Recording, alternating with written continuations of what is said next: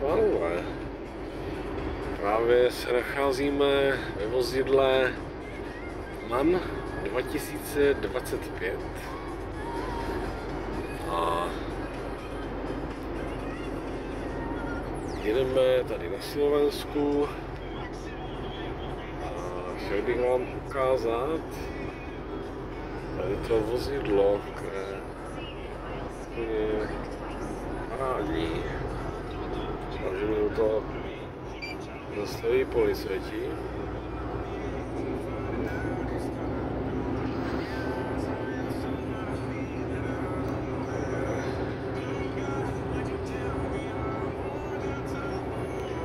No, takže tady to vozidlo to vymyslel fakt, to vymýšleli fakt úplně perfektní lidi. Fakt, to je parádní auto. Parádní auto.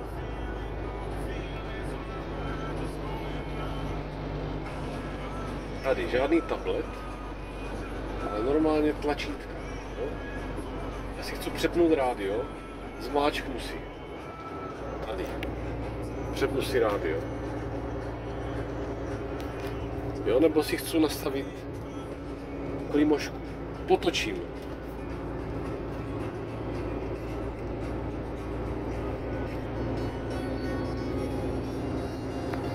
Teď tady mám opěrku. Tady je parádní věc, tady je druhá opěrka na loket. Zrcátka, na to jsem si nemohl zvyknout, to je hrozné. Jo, na to si nevím, jestli zvyknu. Jo. Dá se s tím jet, ale já nevím, jestli se dá koupit ještě normálně jako auto se zrcátkama, doufám, že jo. To je jako testovací verze. Už je to kdyby příprava na autonomní řízení. A nevím, nemohl jsem si na to zvyknout, jo. Je to tam rozostřené prostě, není to úplně dobrý obraz. Jsem zvyklý se dívat tady víc, že otáčím hlavu, to se dá zvyknout, ale ten obraz, jo, že já to nevidím úplně dobře, jako jo. Není to úplně prostě dobrý obraz, jak jsem zvyklý prostě ze zrcátek, jo. Nevím ani kolik to stojí, když bych to urazil. To se ani nechci radši ptát. Kdybych urazil ty kamery jako na dveřích. A tady ty zrcátka to mě moc nenadchlo. Ale jinak to auto je krásně jako kdy pevné na cestě, jo. To je paráda, fakt paráda. Dopředu 315 pneumatiky, pardon, 355 pneumatiky. Je to ruské, asi větší macha. A tady 295, ale ten motor, no, to normálně 900 otáček a ten motor je schopný se rozjet, no, to normálně jede. Na to 14 kvadrů a ta 14, když mám 90, žádný 80, ale když mám 90, ta 14 má na dálnici 870 otáček odhadem. To jenom prostě Google, je to fakt nízkootáčkový motor, jo. Kdyby tam nebyl ten omezovač, tak to jede 150. A ten podvozek to zvládne, nevím co pneumatiky nebo takto, ale už jede to ladně, jo. Já už jsem s tím mají z kopce a rychleji, ještě 90. A jo, to fakt ladně, jako jo. To jsem si pak podíval, měl jsem tam přes 90 prostě, že. No. Tady asi, jo, jedu do Kopečka, mám tam 950 otáček a ještě to krásně jede, jo.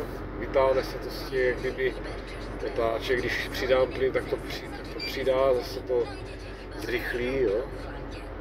Vytáhne se to z těch nízkých otáček, prostě, tady teď, jo. Mám tam kopec. Mám teda jako otevřený návěs, ale jednu nápravu, co je na zemi, zbytek dvě nápravy zvedlé. Ale krásně to jede. Spotřeba 20,7. Prostě to je motor ze Scania, to je...